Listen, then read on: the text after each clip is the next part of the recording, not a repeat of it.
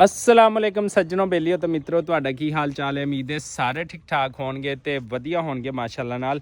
ਅਸੀਂ ਅੱਜ ਗੱਲ ਕਰਾਂਗੇ ਰਜਬ ਬੱਟ ਫੈਮਿਲੀ ਵਲੌਗਿੰਗ। ਉਹਦੀ ਪਿਛਲੇ ਦਿਨਾਂ ਸ਼ਾਦੀ ਹੋਈ, ਫਿਰ ਇਹਨੂੰ ਗਿਫਟ ਲੱਭੇ, ਫਿਰ ਜਿਹੜਾ ਉਹਨੂੰ ਕੀ ਕਹਿੰਦੇ ਉਹਨੂੰ ਜੇਲ੍ਹ ਦੀਆਂ ਸੁਲਾਖਾਂ ਦੇ ਪਿੱਛੇ ਜਾਣਾ ਪੈ ਗਿਆ। ਉਹਨਾਂ ਦੇ ਦੋਸਤਾਂ ਨੇ ਜਾਣਬੁੱਝ ਕੇ ਕੀਤਾ ਜਾਂ ਨਹੀਂ ਕੀਤਾ ਉਹਨੂੰ ਉਹ ਰੱਬ ਨੂੰ ਪਤਾ ਹੈਗਾ। लेकिन एक चीज़ ये देखी आ इस शादी दे विच कि अल्लाह ताला ने अगर उस बंदे नूं जड़ा वायरल किया, मेरा ख्याल ढक्की बाई तो बाद इस टाइम सब तो पहले नंबर ते पाकिस्तान दे विच रजब फैमिली व्लॉग जड़ी है ना अगे जा रहे। बहुत सारे टिकटॉकर हजरात, बहुत सारे यूट्यूबर हजरात उन्होंने देख के जैलस होंदे ने, उन्होंने देख के सड़ते पे ने, उन्होंने देख के पता नहीं की उन्होंने उताव चढ़ाव आंदा। तो गिफ्ट देने वाले ने भी ये सोचा बई तुसी उन्होंने गिफ्ट दे रहे हो, तुहानू पता इहदा लाइसेंस नहीं, चीज़ां नहीं, तो तुसी जिहड़ा उन्होंने वो गिफ्ट ना दो, बाद जो लाइसेंस कंप्लीट हो जाएगा उन्होंने जाके गिफ्ट पेश कर दो।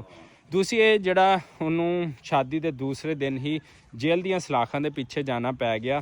तो यह अच्छी चीज़ नहीं हुई, उहदे नाल अच्छा नहीं होया कि उहदी शादी दे विच रंग दे विच पंग पा दिता। करोड़ों रुपए शादी दी दुनिया भर दे टिकटॉकर आए, शामिल होए, सारिया चीज़ां होईयां। असी उस मैटर ते भी नहीं आवांगे कि उन्हें किनू नचाया, किनू नचाया, किन्ना पैसा लाया। मिस्टर पलटू आया, ढक्की बाई आए, बड़े बड़े यूट्यूबर आए, टिकटॉकर आए, लेकिन जिड्डा भी कोई वड्डा आया है, जिड्डा भी कोई वड्डा आया है तो उन्हें उन्नी जाके ज़्यादा जड़ी मेरा ख्याल है कि उत्ते हसद दिखाई है। रजब बट नूं जड़ा मेरा ख्याल जेल दीयां सुलाखां दे पिछे पहुंचाउण दे पिछे ना सिर्फ इक्को गल सी कि हसद ये सी कि उहदे कोल शोहरत सी, उहदी पैसा सी। उन्होंने कहा असी अपनी अंदर दी जड़ी अग आ, जड़ी तस्कीन आ ना, वो असी इस तरह जड़ी पूरी नहीं कर सकते।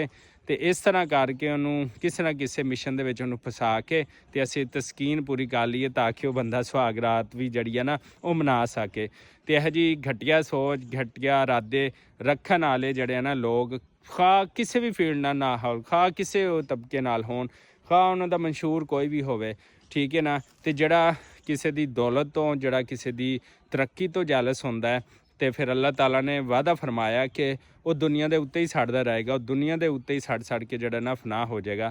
तो इस वास्ते जो भी सोचो चंगा सोचो।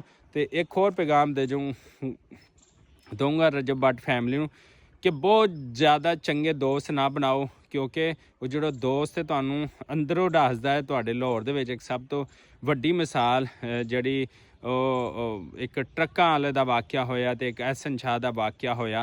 तो उन्होंने देख लो कि उन्होंने चीज़ों को लैके हुण तिकर किन्ने कतल हो चुके, किन्ना सारा कुछ हो चुकिया। तो इस वास्ते रजब फैमिली बट हमेशा अपनी सेफ्टी च रहो। यारा दोस्तों दी बहुत ज़्यादा महफिल अटेंड ना करो, बहुत ज़्यादा अगे पीछे ट्रैवल ना करो, क्योंकि देख लेना रजब बट फैमिली एक दिन एक ऐसा दिन जरूर आएगा जो यह दोस्त ही तुहानू जड़े लै डुब्बणगे अगर तुसी इस तरह ही उन्होंने सरेआम चीज़ां उन्होंने खोल खोल के तुसी अपने सामने रखते रहे। अल्लाह ताला तुहानू अपने हिफ्ज़ो ईमान च रखे, तुहानू तरक्की देवे और कामयाबियां देवे। इस फैमिली नू रजब बट फैमिली व्लॉग नू सानू दिओ इजाज़त। अल्लाह निगहबान।